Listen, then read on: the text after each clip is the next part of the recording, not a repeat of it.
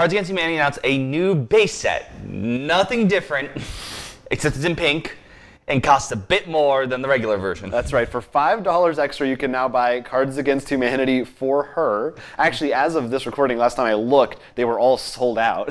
But that tends to be the case with Cards Against You Humanity. can keep looking back, but as you said, there's nothing different about it. They do have, if you go to their website, there's a, I think, pretty funny series of images of female models holding the cards and boxes in different ways. That it's basically a parody of like every. Are they laughing with salad? Yeah, exactly. Any like dumb shampoo or yogurt commercial, it's sort of like that. But the one thing though that they aren't advertising very much. You have to kind of like click into really buy the thing to really find this. But all of the profits for this are going to a foundation called Emily's List, which is a political organization dedicated to getting female politicians elected in different markets.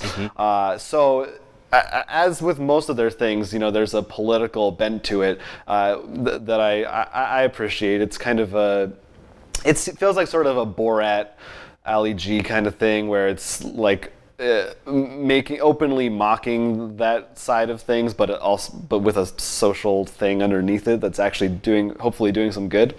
So that's kind of cool. It is just Cards Against Humanity. It is great how they can also just wake up one night and, I mean, they could have not sent this to any kind of a donation. They could have taken these profits themselves and made a ton of money for no reason. Well, that's one of the nice things with Cards Against Humanity. They understand their audience, and when they make all their jokes, not just because I don't think they have a lot of people who would support these things. I think their audience is much bigger than that.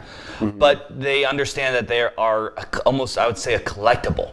Like, they can make something that becomes a collectible for different editions and stuff. Yeah. Because they're onto so big, a lot of people buy it. So they can take advantage of it with something like this that sort of sends this message of how two things are exactly the same, but the female version, because it's pink. The pink tax, I think it's sometimes called. Like that, their products will be more expensive. Yeah.